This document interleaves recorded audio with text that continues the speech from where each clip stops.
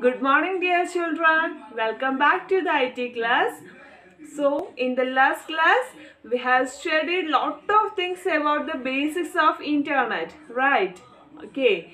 So, today we are going to the last portion of our chapter. Okay. So, let us see what all things are there for studying. Okay. Let us go. Are you ready? Okay. Internet in every computer. Dear students, in the last class we have studied that how to give IP address, that is permanent IP address, to all the computers, right? Are you remembering that? Okay. So my next question is that is it possible to share internet with all the computers? Then can you say what are the steps to be done for sharing internet with all the computers? Okay, let us look at the picture.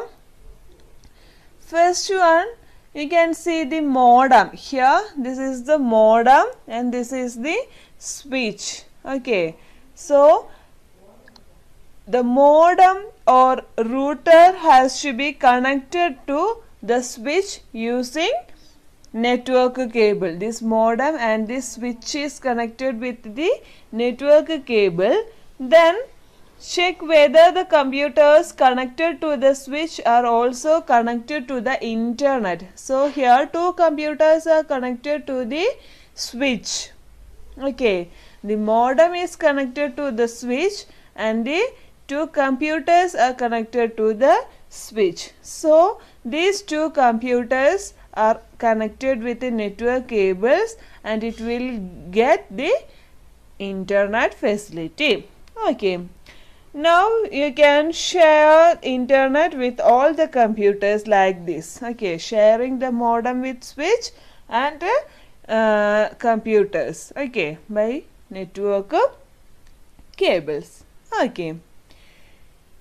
Next, let us see how can you transfer files from one computer to other. So it is very essential to transfer a file that is stored in one computer to other computer. Okay, let us see how it will be doing. Okay, activity 5.7, exchanging files. Okay, now we are going to study how to exchange files from one computer to other computer. Okay. So, for example, you are having lot of computers in a computer lab. Okay. So, you have to copy a file that is saved in computer A and you want to paste that computer in computer B. Okay. You have to copy a file that is saved on computer A and you have to paste that on computer B. Okay. So what are the details required? First one is file name. You have to know the file name. What must be the name of the file that you are intended to copy? Okay. So first one is file name. Second required detail, that is the place where the file is kept, which means that the location of the file. Okay, you are saving the file in the home folder, maybe in your documents folder. Okay, so you are making new folders for keeping the file in your computers. Okay, so location of the file must be required. First one is file name, second number is location. Next, the IP address of the computer in which the file is kept. Okay.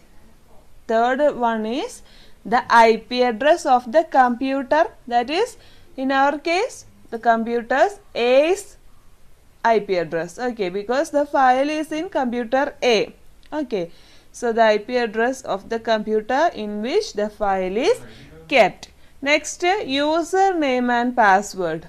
Okay, the computer is having username and password, okay, as part of the security.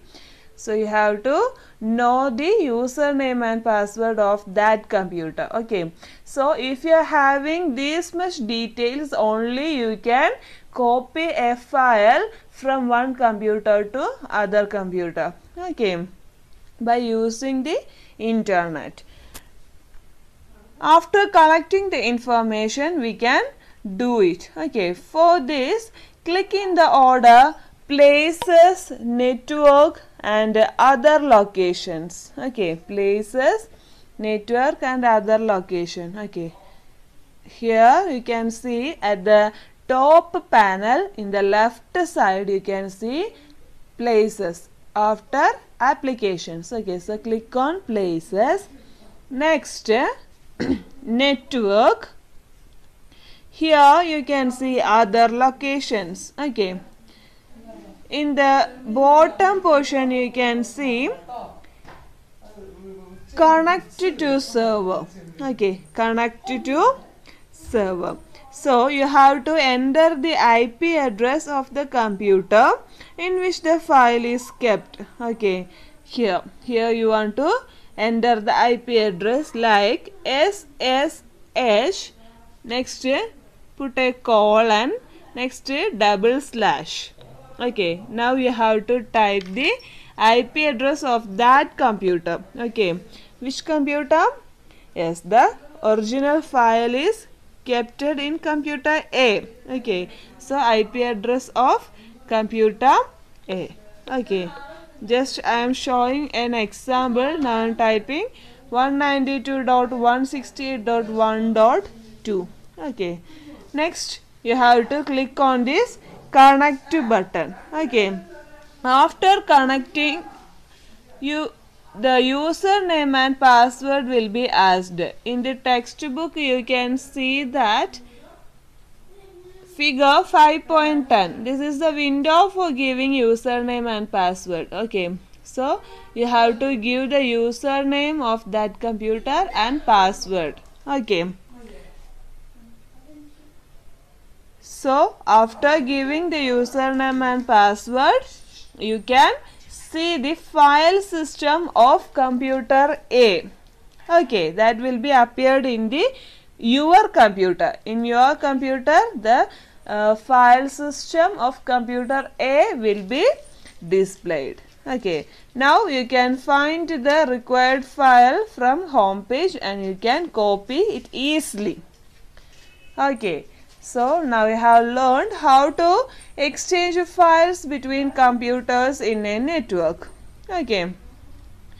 Now let us see how we can share related devices like printers and scanners. Dear children, you have just studied how to exchange files or documents from one computer to other computer, okay. Next activity 5.8 you are going to study how to share the devices, okay, like printers and scanners, okay. 5.8 printing over network, okay. In order to print over the network, the printer has to be configured first accordingly, okay. That means you have to first set up the settings, that is the printer settings in your computer, okay. Activate the network. Next, in the computer connected to a printer, open the window in the order system, then settings, devices, printer, system settings, devices, printers, okay. Now I am going to select that. Here you can see system settings, okay. Next devices, then printers, okay. Here you can see keyboard, mouse and touchpad, printer, okay. Click on printer. In the window that appears when clicking additional printer settings, okay, additional printer settings, then server, here is the server. Now click on settings, okay. Now the server settings window is opened. Select publish shared printers connected to this system, okay. First option, publish shared printers connected to this system. Then click OK button. Okay. After restarting the computers, open the printers window. Okay, this is the printers window. After restarting, you can open printers window.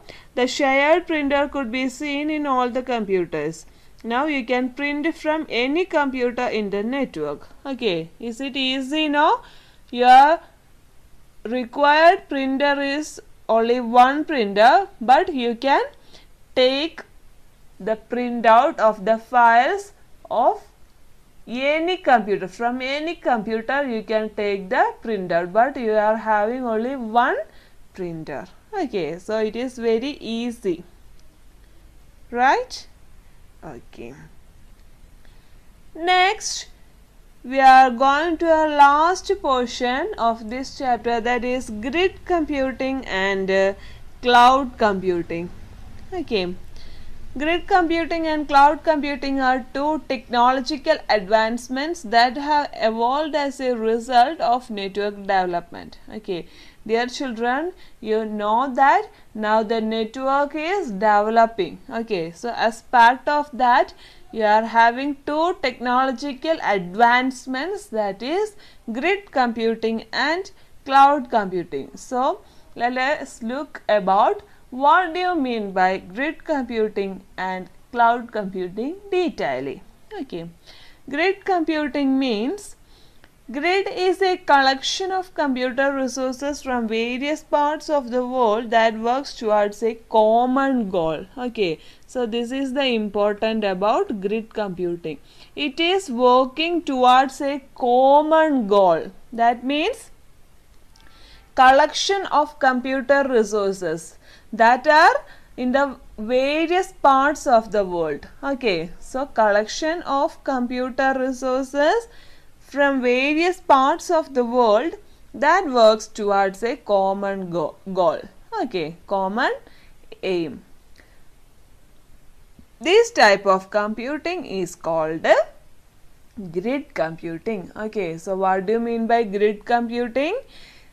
There must be lot of computer resources in various parts of the world. Okay, computer resources that are in the various parts of the world. So collection of these resources works towards a common goal, that is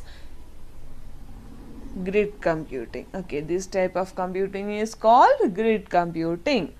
Next, servers having high capacity are being used for carrying out tasks that require high computing performance. Instead of this, carrying out the same task using computers included in the network from various parts of the world is called grid computing. So dear children, the computers, that means the high capacity servers must be used for carrying high task. Okay, high capacity servers are used for doing high computing performance, that means big task. Okay, so instead of this, carrying out the same task using computers included in the network from various parts of the world. Why? Because the efficiency of our computer is very big, right?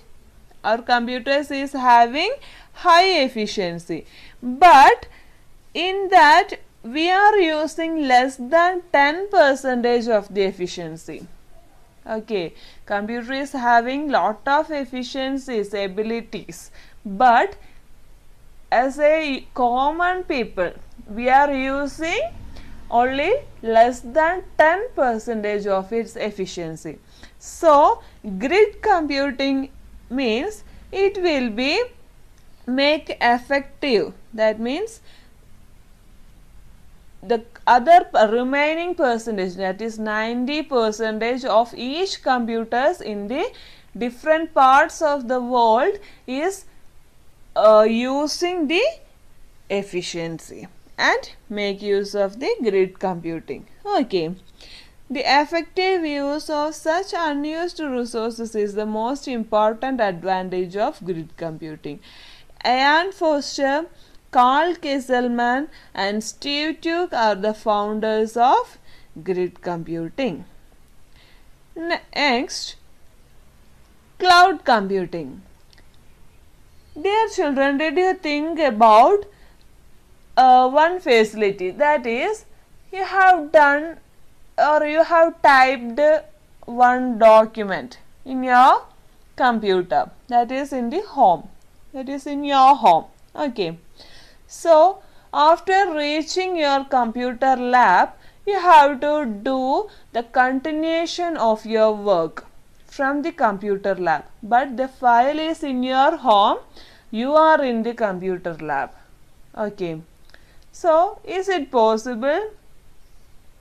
Yes, it is possible by cloud computing. Okay, that is, the same has become possible today. That is, cloud computing offers facilities and means to avail the required applications and your personal files online.